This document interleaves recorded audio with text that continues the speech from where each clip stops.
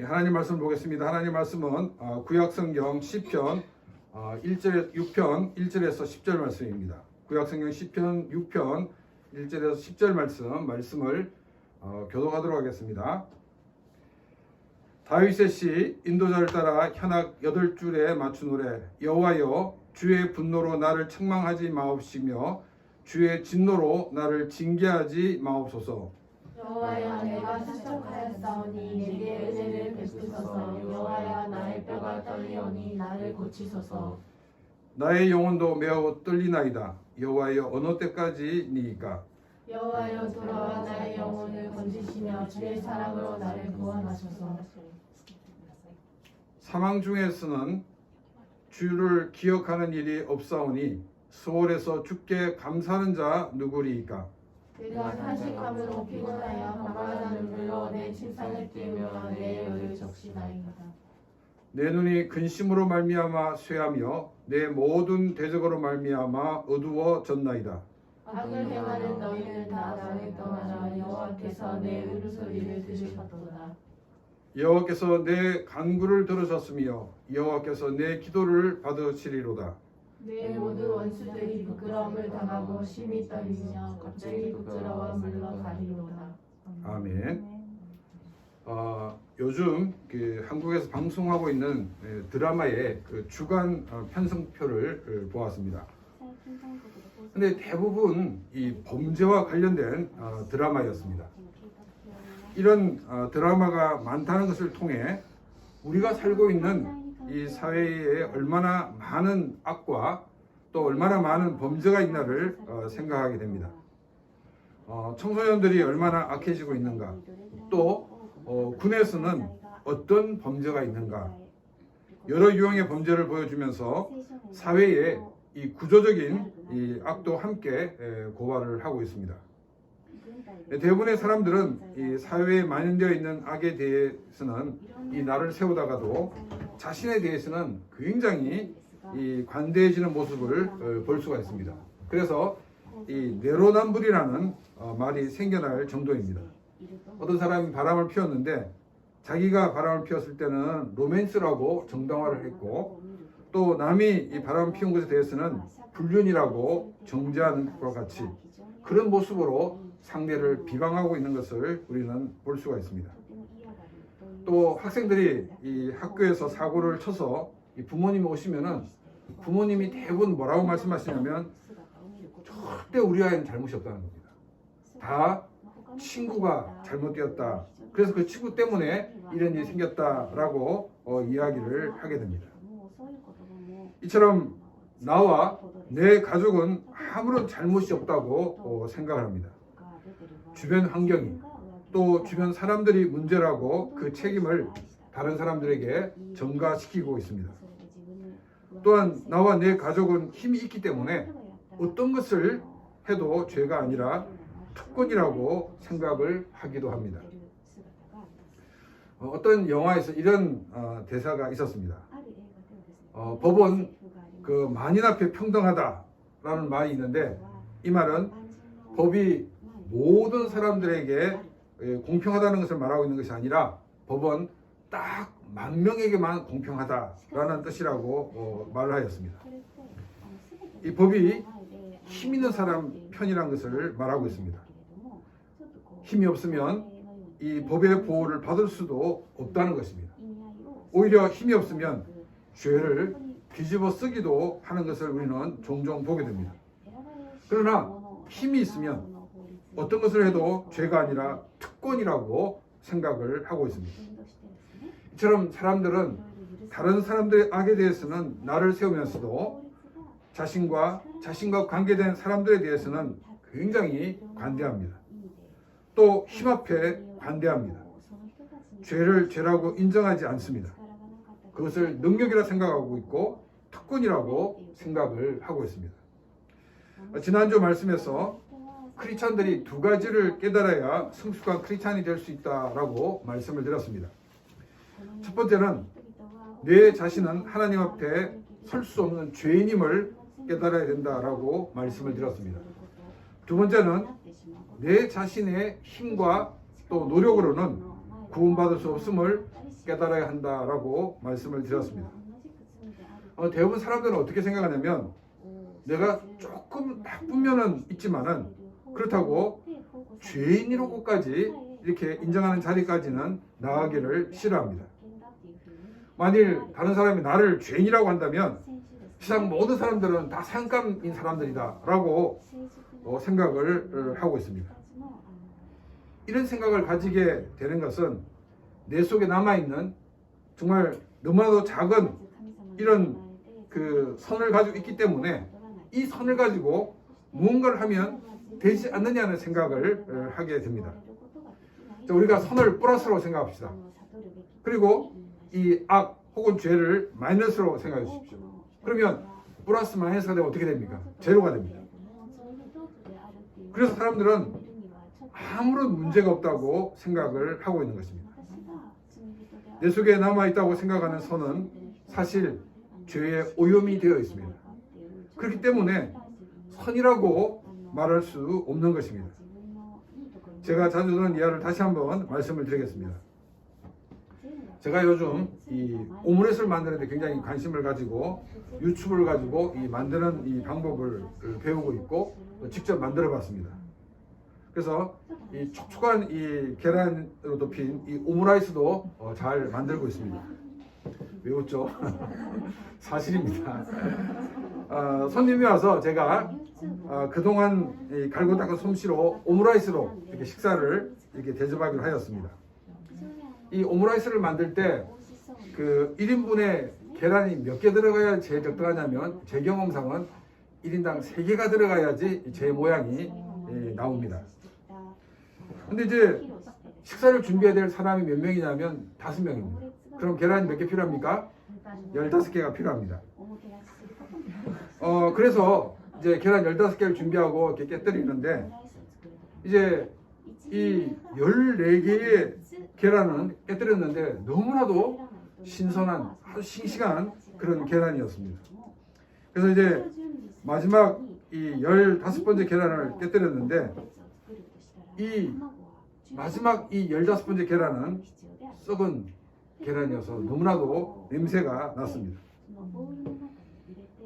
자, 이 14개의 싱싱한 계란을 깨어놓은 이 그릇에 썩은 1개의 계란이 이렇게 들어갔습니다.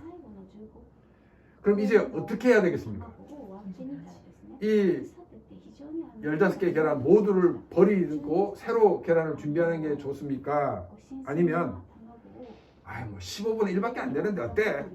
이렇게 생각하고 요리를 해서 이렇게 식사를 만드는 것이 좋겠습니까? 사실 우리는 여기서 선택은 2가지밖에 없다는 것입니다. 제3의 선택이 없습니다. 어떤 분은 뭐라고 얘기하냐면 아니 그러면 이 썩은 계란 요 부분만 살짝 드러내고 하면 안 됩니까? 이렇게 이야기를 하는 분도 방금 있었습니다. 근데 이것이 제3의 방법이 아니란 것입니다. 왜냐하면 이 계란이 고체가 아니라 액체라는 사실을 전혀 생각하지 않은 것입니다. 여러분 이 고체라면은 그것을 우리가 드러내고 나머지 씻으면 우리가 잘 사용할 수 있습니다. 그런데 액체라는 것입니다. 그러면 이 액체는 물과 기름이 아닌 이상은 넣는 순간 다 이렇게 섞이게 됩니다. 그리고 썩은 것은 이 점성도가 떨어지기 때문에 사실 거의 물과 같은 수준이 되는 것을 우리가 보게 됩니다. 이 썩은 계란 이 1개가 싱싱한 계란 14개가 들어있는 그 그릇에 떨어지는 순간 14개의 계란 모두가 못쓰게 되고 말았다는 것입니다. 15분의 1의 썩은 계란이 15분의 14의 싱싱한 계란을 오염된 계란으로 만들어버리고 말았다는 것입니다. 15분의 1이니까 괜찮을 거야 라고 생각하고 요리한다 그러면 아무도 그 오므라이스를 먹을 수가 없습니다. 또 어떤 분은 우리 목사님이 손수 만들어 주신 건데 먹어야죠 이렇게 해서 먹는다 그러면 그 사람은 큰 탈이 날 것입니다. 우리의 이 죄성이 이 썩은 1개의 계란의 역할을 하고 있다는 것입니다. 그래서 아무리 선을 많이 가지고 있어도 1개의 죄는 전체를 오염시키고 만다는 것입니다. 우리 크리스천들은 자신의 죄성이 얼마나 심각한 상태에 있는지를 알아야 됩니다. 이것을 알기 위해서는 우리가 연구를 많이 하고 또 수양을 많이 한다고 알게 되는 것이 아닙니다. 하나님의 은혜가 임해야 하는 것입니다. 하나님의 은혜가 임할 때 내가 선이라고 알고 행했던 것까지 모두가 죄라는 것을 알게 됩니다. 6절 말씀입니다. 내가 탕식함으로 피곤하여 밤마다 눈물로 내 침상을 띄우며 내 요를 적시나이다. 다윗은 하나님의 은혜가 임함으로 자신이 얼마나 하나님 앞에서 악한 존재인가를 알게 되었습니다. 그리고 동시에 이런 나를 하나님께서 얼마나 사랑하시는가도 알게 되었습니다. 하나님의 은혜가 임할 때 자신이 얼마나 하나님 앞에서 죄인인가를 깨달음과 동시에 하나님께서 이런 나를 얼마나 사랑하시는지도 알게 된다는 것입니다. 그래서 은혜가 임하면 단순히 자신이 죄인이란 것만이 아니라 하나님 앞에 하나님의 사랑을 알게 됨으로써 또 하나님 앞에 바로 살려고 엄청나게 노력을 하는 것을 우리가 보게 됩니다. 자신의 죄성을 다 씻어버리고 하나님의 사람답게 살려고 하지만 죄성을 씻어낼 수가 없는 것입니다. 그리고 이 죄성은 내 자신이 하나님의 사람답게 살려고 하는데 나의 발목을 잡는 그런 장애물이 되고 있습니다. 이런 자신에서 벗어나려고 몸부림쳐도 몸부림치면 칠수록 더 옴짝달싹 못하게 조여옵니다. 자신이 죄인인 것을 몰랐으면 몰라도 또한 하나님께서 이런 나를 얼마나 사랑하고 계시는지 몰랐으면 몰라도 내가 씻을 수 없는 죄인인 것과 이런 나를 사랑하고 계시는 하나님이라는 것을 알게 되었을 때 하나님을 위해 살고자 하는 마음으로 불타게 됩니다. 그런데 마음만 불탔지 마음 먹은 것의 10분의 1도 아니 100분의 1도 할 수 없는 존재인 것을 알게 됩니다. 이런 자신의 모습으로 인해 밤잠을 이룰 수 없었던 것입니다. 하나님의 사랑에 부응하지 못하는 자신의 모습 때문에 눈물로 밤을 새울 수밖에 없었습니다.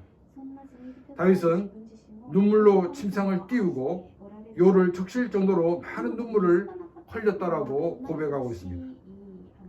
많은 크리스천들은 자신의 죄성의 심각성과 이런 자신을 사랑하시는 하나님의 사랑이 얼마나 큰지를 알지 못하기 때문에 예수 그리스도의 은혜로 구원받게 되는 이 은혜를 너무나 값싼 은혜로 만들어버리고 말고 있다는 것입니다. 자신의 죄성의 심각성을 알지 못한 사람은 나는 그래도 이 쓸만한 사람이기 때문에 하나님께서 나를 구원하셨다라고 생각을 합니다. 아닙니다. 이것은 예수님이 우리에게 주신 은혜를 너무나도 값싼 은혜로 만드는 것입니다. 내 자신은 조금 더 쓸만한 것이 없는 그런 존재였습니다. 죄악으로 가득 차 있는 그런 존재였습니다. 아무리 좋은 옷을 입고 그리고 고급 향수를 사용하고 있어도 또 좋은 환경에 살고 있어도 죄라는 오물로 가득 차 있는 존재가 바로 나라는 것입니다. 그래서 바울은 죄와 허물로 죽었던 너희라고 이렇게 표현을 하고 있습니다. 죄와 허물로 죽었던 나를 구원하시기 위하여 삼위일체의 제2위 되신 성자 예수님이 인간이 되시고 또 이 땅에 오셨습니다. 그리고 나의 죄를 지시고 십자가에서 죽으셨습니다. 바로 나를 구원하시기 위해 하나님이신 성자 예수님께서 인간이 되셨고 십자가에서 죽으셨습니다. 이 온 우주를 창조하신 창조주이신 성자 예수 그리스도가 이루어 놓으신 이 십자가의 공로를 믿음으로 구원을 받는 것입니다. 이런 엄청난 가치가 있는 은혜를 값싼 은혜로 만들어서는 안 되는 것입니다. 은혜의 가치를 알기 위해서는 내가 하나님 앞에서 얼마나 죄인인 것을 깨달아야 합니다. 하나님의 은혜가 임하여서 내가 죄와 허물로 죽은 존재라는 것을 알게 해달라고 하나님께 기도하시기를 바랍니다. 그래서 예수 그리스도를 통해 우리에게 주신 은혜의 크기를 바로 아는 그런 귀한 삶이 되시기를 바랍니다. 하나님의 은혜가 임할 때 자신이 하나님 앞에 얼마나 설 수 없는 죄인인 것과 또 이런 죄인을 하나님은 얼마나 사랑하시는가를 깨닫게 되기 때문에 죄의 삶에서 나오려고 몸부림치게 됩니다. 죄 가운데 더 이상 살려고 하지 않습니다. 그런데 이런 결심과 달리 작심삼일이라는 말과 같이 지속할 수 없는 것이 우리의 모습입니다. 늘 그 결심은 좌절되어지고 만다는 것입니다. 7절 말씀입니다. 내가 내 눈이 근심으로 말미암아 쇠하며 내 모든 대적으로 말미암아 어두워졌나이다. 자신이 두 눈을 부릅뜨고 죄를 멀리하려고 하지만은 어느새 죄는 자신을 공격하고 그 공격에 넘어져 버리는 모습을 말하고 있습니다. 자신이 죄인인 것과 우리를 사랑하시는 하나님의 은혜로 구원받았다는 것을 모를 때는 죄를 죄라고 생각하지 않았습니다. 오히려 죄를 즐기는 것이 더 좋았습니다. 그러나 내 자신이 죄인인 것과 또 이 죄인인 나를 사랑하시는 하나님의 은혜로 구원받았다는 사실을 알고 난 다음부터는 정말 죄의 공격에 의해서 무너지는 자신이 너무나도 한심하게 느껴집니다. 아니 내가 이런 놈이었는가? 하나님의 은혜를 모를 때는 자신이 결정해서 죄를 자지우지할 수 있는 것이라고 생각하고 죄를 지었는데 실제는 내가 죄에 의해 좌지우지되는 존재였던 것입니다. 죄의 공격에 손 하나 못 쓰고 당하는 그런 존재입니다. 그렇다고 이전처럼 죄 가운데 살 수가 없습니다. 이제는 죄 가운데 사는 것이 너무나도 끔찍하게 느껴집니다. 다시는 이런 자리에 있어서는 안 된다고 생각을 합니다. 죄 가운데 있었지만 이런 자신을 사랑하시는 하나님의 사랑을 알게 된 사람으로 하나님께 속한 사람이 되고 싶고 또 하나님의 사람으로 살고 싶기 때문입니다. 나름 의지가 이렇게 강한 사람들은 열심히 이 하나님의 사람이 되기 위해 자기 나름대로 기준을 정해놓고 따라갑니다. 하루에 성경을 3장 읽어야지. 그리고 기도는 10분 이상 꼭 하는 거야. 그리고 착한 일도 하루에 3개를 할 것이다. 이런 기준을 정해놓는데 사실 이런 기준은 하나님이 정해놓으신 것이 아니라 하나님의 사랑에 보답하기 위해서 자기가 정한 기준입니다. 그러면 사람들이 자기가 정해놓은 그 기준에 도달했을 때 너무나도 만족을 느낍니다. 너무나도 기쁩니다. 자신을 은혜로 구원해 주신 하나님께 정말 뿌듯한 그런 마음을 가집니다. 그런데 며칠 지나고 나면 하나님께서는 이 정도가 아니라 더 하나님을 알기를 원하고 있고 더 하나님은 우리에게 풍성한 것을 보여주기를 원한다는 사실을 생각하게 됩니다. 그래서 이제 또 계획을 바꿉니다. 이제는 성경을 매일매일 10장을 읽는다. 기도 시간도 내가 하루에 30분씩 기도한다. 그리고 착한 일도 10개를 한다. 이렇게 목표를 정합니다. 이 목표에 이르렀을 때도 처음에는 굉장히 스스로가 대견스럽게 느껴지지만은 시간이 지나면 하나님이 원하시는 수준은 이 정도가 아니라는 사실을 알게 됩니다.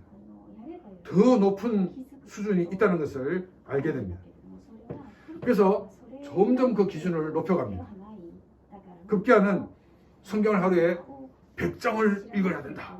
이렇게 그 기준을 정하게 됩니다. 오히려 어떤 경우에는 그보다 더 높은 기준을 정할 수도 있을 것입니다. 사실 목사도 일상생활 가운데 하루에 성경을 100장 읽는 것은 무리입니다. 그런데 사회생활을 하면서 하루에 성경을 100장 읽는 것은 정말 가능하겠습니까? 이것은 정말 불가능한 일입니다. 또 어떤 분들은 기도 시간을 이 하루에 11조를 드려야 된다. 이렇게 말하는 분이 계셨습니다. 여러분 이 24시간의 그 11조는 시간이 어떻게 되겠습니까? 24시간이니까 먼저 2시간 몇 분입니다. 그러면 우리가 이제 그 계산을 좀 잘하기 위해서 20 플러스 4로 하면 20시간에 11조는 얼마입니까? 2시간입니다. 20시간에 11조 2시간이고 제가 이거 화면을 못 준비해서 죄송합니다. 충분히 이해하시려고요. 또 이게 중요한 게 아니기 때문에 그냥 넘어가려고 했는데 말씀드리는 건 뭐냐면은 분명히 이제 설교 시간 내내 이게 왜 그렇지 머리로 계산하는 분들이 계실까봐 제가 이제 말씀을 드립니다. 2시간 12분. 예? 2시간 12분. 2시간 12분. 자, 그러면 24시간입니다. 24시간. 그럼 20을 떼놓고 이제 그 44시간을 떼놓고 계산하면 자, 20시간은 2시간입니다. 그럼 20에 11조니까 2시간 맞고. 자, 그러면 이제 4시간은 어떻게 되냐는 거야. 그러면 복잡하니까 1시간에 11조는 몇 분일까요? 1시간에 11조는 이제 물으면 자신 있게 대답하면 10분 이렇게 얘기하는데 10분이 아니라 6분입니다. 6분. 네, 6분. 네, 60분이니까 이거 이제 10진법으로 계산하면 안 되고 시간은 6진법으로 이렇게 계산을 해야 됩니다. 그래서 이 1시간은 6분입니다. 6분. 그럼 4시간이면 24류에 24분. 그러니까 하루에 시간에 11조를 내린다 그러면 2시간 24분을 기도한다는 그 말입니다. 근데 사실 이 2시간 24분을 기도한다는 것 자체가 우리가 일상생활하는 가운데 정말 어렵습니다. 기도원에 가서 기도하는 것도 이렇게 기도하기가 쉽지 않다는 것입니다. 그래서 정말 사람들은 자기 나름대로 목표를 세워놓고 그 목표에 도달하기 위해서 노력하는 사람들이 많이 있습니다. 근데 이제 목표에 도달했을 때 나타나는 두 종류의 사람이 있습니다. 한 가지는 뭐냐면 내가 지금까지 한 것보다 더 큰 목표가 있구나 라고 생각하고 더 큰 목표를 이루기 위해서 노력하는 사람입니다. 또 한 종류는 어떤 사람이냐면 자신이 이 목표에 다다랐기 때문에 그렇게 살지 못하는 사람들을 정죄하는 그런 삶을 살게 됩니다. 조금 전에 말씀드렸듯이 그 목표는 하나님이 세우신 목표가 아니라 자신이 세운 목표인데 그것을 가지고 사람을 정죄하는 데 사용하고 있다는 것입니다. 이것은 성경적이 아닙니다. 큰 목표를 위해 노력하는 사람들은 더 큰 목표를 위해 이 세상의 모든 걸 끊고 이 기도원이나 또 수도원에 들어가서 살게 됩니다. 근데 우리가 분명히 알아야 될 것은 이것도 율법주의의 모습이라는 것입니다. 아니 더 하나님께 집중하면서 살려고 하는데 왜 그것을 율법주의라고 매도하십니까? 라고 이렇게 항의하는 사람도 있을 것입니다. 율법주의라고 하는 것은 자신의 수고와 자신의 노력으로 이루려 하는 것, 이것이 율법주의입니다. 또 반면에 자기 기준에 만족하는 사람들은 다른 사람들을 향해서 아니 시간에 11조를 드리지 못한 사람이 무슨 크리스찬이야 라고 이렇게 말하면서 사람을 정죄하게 됩니다. 이것 역시 율법주의의 전형적인 모습입니다. 여러분, 기도의 시간을 많이 하는 것이 잘못이다 혹은 성경을 많이 읽는 것이 잘못이라는 말이 아닙니다. 우리는 하나님과 충분한 대화의 시간을 가져야 됩니다. 우리는 또한 성경을 많이 읽어야 됩니다. 그런데 우리가 이것을 가지고 다른 사람을 정죄하는 도구로 써서는 안 된다는 것입니다. 시편 84편 10절 말씀입니다. 주의 궁정에서의 한 날이 다른 곳에서의 첫날보다 나은즉 악인의 장막에 사는 것보다 내 하나님의 성전 문지기로 있는 것이 좋사오니. 저는 이 대학생 때 이 말씀을 읽고 얼마나 이 눈물을 흘렸는지 모릅니다. 왜냐하면 나는 하나님 나라의 문지기라도 되고 싶은 그런 마음이 있었기 때문입니다. 내가 죄인인 것을 깨달았고 또 이런 나를 사랑하시는 하나님의 사랑을 깨달아서 하나님이 기뻐하시는 삶을 살기 위해서 노력을 굉장히 많이 했습니다. 그런데 내가 아무리 노력해도 도저히 하나님이 원하시는 기준이 어디까지인지를 알 수가 없었습니다.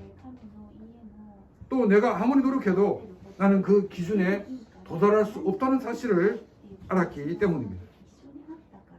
아무리 노력해도 나는 주의 궁전, 즉 하나님의 나라에 들어갈 수 있는 존재가 될 수 없다는 그런 결론이었습니다. 여러분, 이 문지기는 문 안에 있는 사람입니까? 아니면 문 밖에 있는 사람입니까? 문지기는 문 안이 아니라 문 밖에 있는 사람입니다. 그럼에도 불구하고 저는 그 문지기가 너무나도 부러웠습니다. 왜냐하면 문지기는 문 안쪽과 선이 연결되어 있는 사람이기 때문입니다. 하나님 나라와 실오라기 하나라도 연결되고 싶은 그런 마음이 있었기 때문입니다.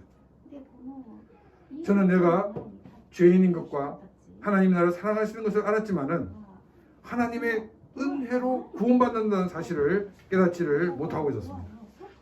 정말 이런 고민을 하고 있을 때 어느 날 주님은 말씀으로 저를 찾아와 주셨습니다. 설교 시간에 내가 열심히 노력해서 구원받는 것이 아니라 나의 은혜로, 즉 하나님의 은혜로 구원받는다라는 사실을 깨닫게 해 주었습니다. 저는 나의 행위나 나의 공로가 아니라 예수님의 십자가의 공로로 내가 구원받게 된 것에 대해서 너무나도 감사를 드렸습니다. 왜냐하면 나의 행위나 나의 공로로서는 도저히 구원받을 수 없다는 것을 알았기 때문입니다. 내가 예수님을 주로 고백하였을 때 바로 그때 이미 나는 구원받은 존재에 있다는 것을 알았습니다.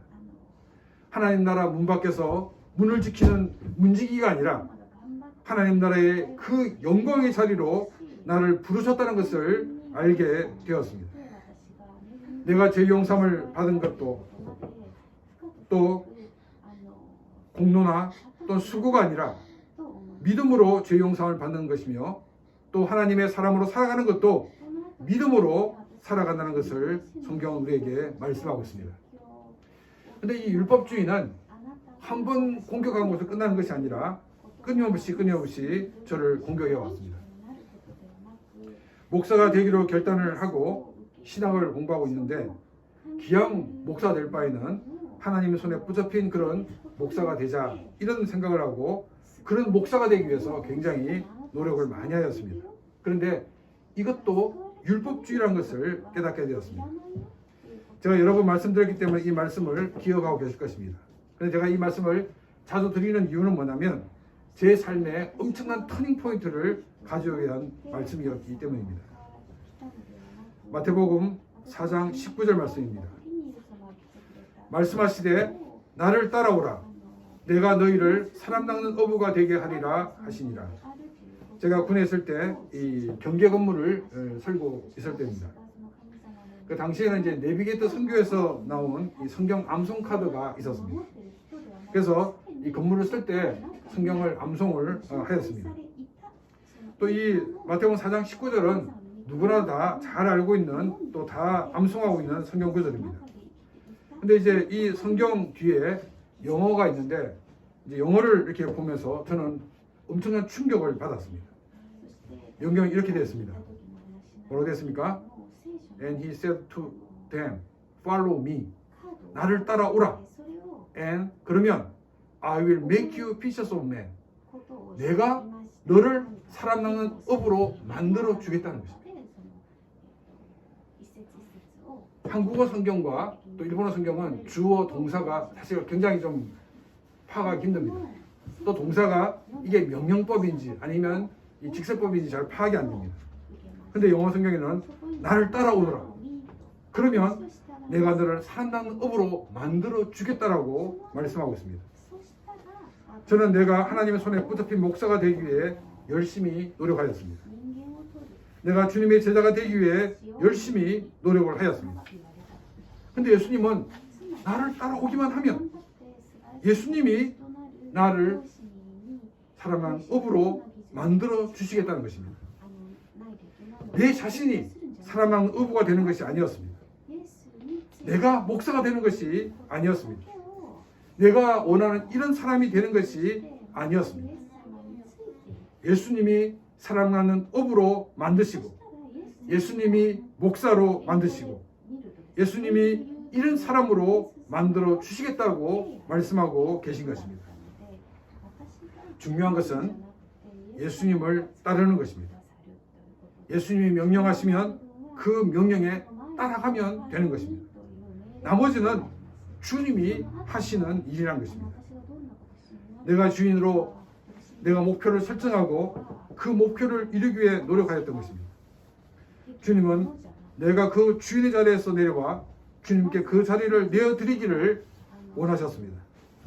내가 내 인생의 주인의 자리에서 내려와 그 자리를 주님께 드리게 되면 주님이 나의 인생의 키를 잡고 내가 원하는 목표를 위해서가 아니라 나를 향하신 하나님의 뜻을 이루시기 위해 하나님은 운행을 하시는 것입니다. 그래서 저는 이 목회도 내가 계획하고 그 계획을 이루기 위해서 노력하기보다는 하나님께서 인도하시는 대로 그 인도하심에 최선을 다하고 있습니다. 또 이것이 바른 목회라고 생각을 하고 있습니다. 내가 따르기만 하면 주님께서 만들어 주신다라고 약속하고 계시기 때문입니다. 이것은 목회만이 아니라 성도들의 일상생활도 마찬가지라고 생각합니다. 나는 오로지 예수님만 바라보고 예수님만 최선을 다해 따라가면 되는 것입니다. 그러면 나머지는 예수님께서 만들어 주시는 것입니다. 많은 크리스천들이 힘들어하는 이유가 무엇입니까? 예수님만 바라보고 예수님만 최선을 다하여 따라가기보다는 주님이 만들어 주실 그 결과를 내가 만들어 보려고 하기 때문입니다. 아마도 이 싸움은 우리가 하나님 앞에 설 때까지 계속되는 싸움이 될 것입니다. 8절과 9절 말씀입니다. 악을 행하는 너희는 다 나를 떠나라. 여호와께서 내 울음소리를 들으셨도다. 여호와께서 내 간구를 들으셨으며 여호와께서 내 기도를 받으시리로다. 다윗은 자신을 괴롭힌 것을 악으로 규정하고 있습니다. 자신을 괴롭혔던 그 악은 바로 사람을 정죄하는 율법주의였습니다. 그러나 이제 하나님 앞에서 다윗의 기도를 들으시고 하나님은 다윗에게 은혜를 주셨습니다. 우리가 율법주의에 빠지지 않고 은혜 가운데 승리하는 삶을 살기 위해서는 늘 하나님의 은혜가 임해야 합니다. 하나님의 은혜가 임하지 않으면 자동적으로 율법주의가 지배하고 있기 때문입니다. 그럼 우리는 어떻게 하면 하나님의 은혜가 임할까요? 고린도후서 6장 2절 말씀입니다. 내가 이르시되 내가 은혜 베풀 때에 너에게 듣고 구원의 날에 너를 도왔다 하셨으니 보라 지금은 은혜 받을 만한 때요 보라 지금은 구원의 날이로다. 이 고린도후서 6장 2절 앞부분은 이사야서 이 49장 8절 말씀을 인용하고 있는 말씀입니다. 하나님의 은혜가 임할 때 특징이 뭐냐면 하나님께서 그 기도를 듣고 그 기도에 응답하셔서 우리를 도와주신다는 것입니다. 이 말을 하고 난 다음에 바울은 뭐라고 얘기하고 있냐면은 지금은 은혜 받을 만한 때요 지금은 구원의 날이라고 말하고 있습니다. 지금 우리가 기도하면 우리에게 은혜를 베풀어 주시고 또한 승리를 하게 하도록 하나님께서 약속하고 있는 말씀입니다. 지금은 은혜 받을 만한 때라고 말하고 있습니다. 그리고 지금은 구원의 날이라고 말하고 있습니다. 지금이 하나님께서 우리에게 베푸시는 은혜로 승리하는 삶이 되는 시간이라는 것을 말하고 있습니다. 지금 이 시간 하나님께 자신의 모든 일을 하나님께 맡기면서 그 일 가운데 하나님의 은혜가 임하도록 기도를 드리시기 바랍니다. 그리고 그 은혜 가운데 임하시는 하나님의 놀라운 역사를 통해서 모든 일에 승리하는 그런 귀한 삶이 되시기를 바랍니다. 10절 말씀입니다. 내 모든 원수들이 부끄러움을 당하고 심히 떨미며 갑자기 부끄러워 물러가리로다. 우리가 하나님이 주신 은혜 가운데 있게 될 때 모든 원수들이 부끄러움을 당한다라고 말하고 있습니다. 왜냐하면 주님의 은혜로 우리를 감싸주기 때문입니다. 그래서 이것 때문에 오히려 이 우리를 공격하려고 하는 사람들은 부끄러워하게 된다는 것입니다. 하나님의 은혜와 이 세상 그 어떤 것도 비교할 수가 없는 것입니다. 예수님께서는 이 솔로몬이 입은 옷도 드레핀 이 백합화의 영광보다 못하다라고 말씀하셨습니다. 솔로몬이 입은 옷은 당대의 최고의 장인이 최고의 재료를 가지고 만든 옷입니다. 이 옷을 사람들이 가지고 있는 것과 비교하면 최고의 옷이지만은 그러나 아무리 최고 중에 최고라 하더라도 드레핀 백합화와는 비교할 수 없다는 것입니다. 왜냐하면 드레핀 백합화는 창조주 하나님께서 직접 그 백합화를 입혀주셨기 때문입니다. 최고의 장인의 손길도 창조주 하나님의 손길과는 비교할 수가 없는 것입니다. 하나님의 영광이 감사하는 사람과 또 하나님의 영광이 감사하지 않은 사람과 비교해 보면 하나님의 영광이 감사하지 않은 사람들은 스스로 부끄러워할 수밖에 없다는 것입니다. 또 뭐라고 말씀하시고 있냐면 원수들이 두려워 떨고 갑자기 부끄러워 물러갈 것이라고 말씀하고 있습니다. 하나님의 은혜를 이길 수 있는 것은 이 세상에 존재하지 않습니다. 절대적인 존재이신 하나님의 은혜가 나타나게 될 때 많은 적들은 두려워할 수밖에 없는 것입니다. 또한 이 하나님의 은혜와 비교할 수 없기 때문에 그들은 부끄러워 물러갈 수밖에 없다는 것입니다. 우리 인생의 승리는 하나님의 은혜가 임해야 합니다. 하나님의 은혜로 우리는 자신이 죄인인 것과 하나님이 자신을 얼마나 사랑하시는가를 깨닫게 됩니다. 그리고 자신이 수고하고 노력한 것으로 구원받는 것이 아니라 예수 그리스도의 십자가에서 이루어놓으신 그 공로를 믿음으로 은혜로 구원받게 되는 것을 또한 깨닫게 됩니다. 우리는 예수님만 바라보고 예수님의 인도하신 대로 가면 예수님께서 기뻐하시는 사람으로 우리를 만들어 주시는 것입니다. 우리가 힘들어하는 것은 예수님이 기뻐하시는 사람이 아니라 내가 기뻐하는 사람이 되려고 하기 때문입니다. 그리고 예수님을 바라보고 예수님이 인도하시는 대로 사는 것보다는 예수님이 만들어 주시겠다는 그 존재를 내가 만들려고 하기 때문입니다. 주님께 나의 인생의 키를 맡기시는 삶이 되시기를 바랍니다. 방향타를 잡으신 예수님이 오른쪽으로 가라 그러면 오른쪽으로 가면 됩니다. 또 전속력으로 가라 그러면 전속력으로 가면 됩니다. 이런 삶을 살아야 인생에 참된 행복이 있습니다. 이런 삶을 살도록 하나님의 은혜를 구하는 그런 귀한 삶이 되시기를 바랍니다. 우리 성경을 같이 한번 읽겠습니다. 고린도후서 6장 2절 말씀입니다.